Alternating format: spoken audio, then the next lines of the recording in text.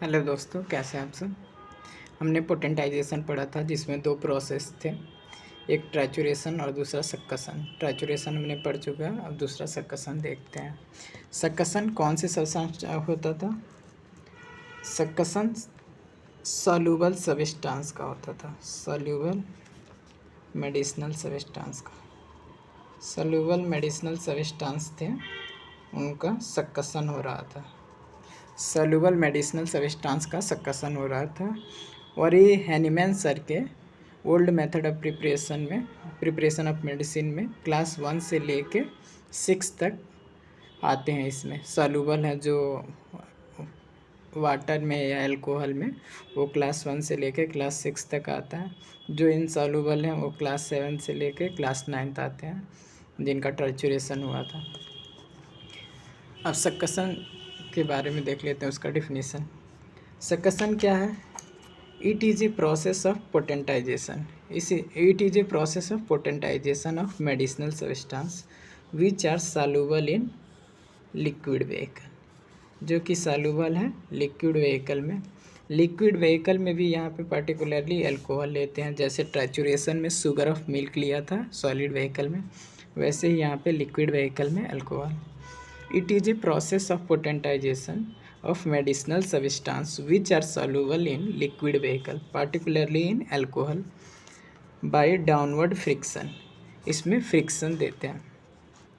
Substance taken for सक्कसन, पहले ही हमने बात कर लिया। सॉल्यूबल मेडिसिनल सब्सटेंस किस में सॉल्यूबल हो? अल्कोहल में या वाटर में सॉल्यूबल हो तो उनका सक्कसन करते हैं। इसका प्रिंसिपल क्या है कि हम 1 पार्ट मेडिसिनल सब्सटेंस लेंगे, 1 पार्ट मेडिसिनल सब्सटेंस, और जो डेसिमल स्केल है तो 9 पार्ट लेंगे व्हीकल का। डेसिमल स्केल है तो 9 पार्ट लेंगे व्हीकल का। सेंटिसिमल स्केल है तो 99 पार्ट लेंगे, 99 पार्ट लेंगे। और जो सेंटिसिमल स्केल है तो फिर उसमें 10 downward strokes of uniform strength are applied. उसमें 10 डाउनवर्ड स्ट्रोक देंगे जो कि यूनिफॉर्म स्ट्रेंथ की हो, जिसमें यूनिफॉर्म स्ट्रेंथ हो, ना ज़्यादा हो ना कम हो। इसके प्रोसेस देखते हैं। प्रोसेस में हम एक फ़ाइल लेंगे, फ़ाइल कैसा होना चाहिए? क्लीन होना चाहिए, राउंड होना चाहिए और न्यूट्रल होना चाहिए, जो किसी से रिएक्शन ना करे।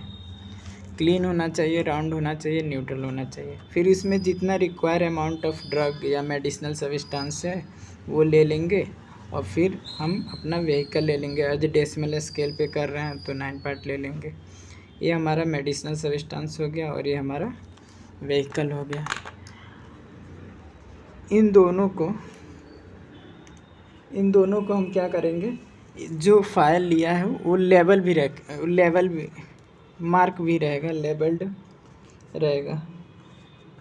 लेबल्ड रहेगा या मार्क रहेगा कि कौन सी पोटेंसी हम बना रहे हैं। फिर इसको हम क्या करेंगे कि 10 डाउनवर्ड स्ट्रोक देंगे, 10 डाउनवर्ड स्ट्रोक देंगे ऑफ यूनिफॉर्म स्ट्रेंथ, मतलब 10 डाउनवर्ड स्ट्रोक देंगे। और ये जो फाइल है ये 2/3 एम्प्टी होना चाहिए, यानी कि 2/3 खाली होना चाहिए। 2/3 इसलिए खाली होना चाहिए क्योंकि इसमें फ्रिक्शन जो है इफ़ेक्टिव फ्रिक्शन हो सके। इसमें 2/3 खाली हो ताकि इसके वजह से इफ़ेक्टिव फ्रिक्शन हो सके।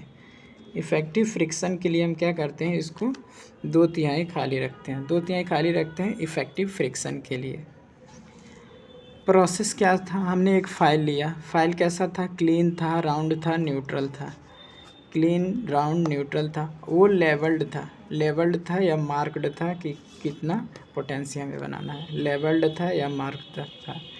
फिर हमने जो require amount of medicinal substance था वो लिया है। और जो डेसिमल स्केल है तो 9 पार्ट व्हीकल लेंगे और सेंटिसिमल है तो 99 पार्ट व्हीकल लेंगे। फिर इसको हमने 2/3 खाली रखा और उसमें 10 डाउनवर्ड स्ट्रोक दिया, 10 डाउनवर्ड स्ट्रोक दिया तो उसमें इफ़ेक्टिव फ्रिक्शन हुआ। अब जो डाउनवर्ड स्ट्रोक है वो कैसा होना चाहिए, फोर्सफुल होना चाहिए। डाउनवर्ड स्ट्रोक है वो फोर्सफुल होना चाहिए, सक्सेसिव होना चाहिए, सक्सेसिव होना चाहिए। Each stroke ends in A jerk, जो भी स्ट्रोक है वो किस पे जर्क होना चाहिए, एंड में, एंड्स पे। From uniform distance, from uniform distance with uniform strength.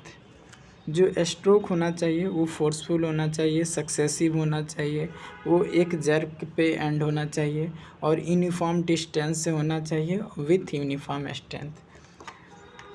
जो स्ट्रोक है वो ऐसे फिंगर से पकड़ लेंगे, फिर जो हम अपना थंब है इस पे रख लेंगे और इसको 10 डाउनवर्ड स्ट्रोक यूनिफॉर्म स्ट्रेंथ से देंगे, 10 डाउनवर्ड स्ट्रोक देंगे यूनिफॉर्म स्ट्रेंथ से। थैंक यू दोस्तों। अगर आप लोग को वीडियो पसंद आई हो तो प्लीज़ चैनल को सब्सक्राइब करें और अपने दोस्तों को भी शेयर करें। थैंक यू दोस्तों।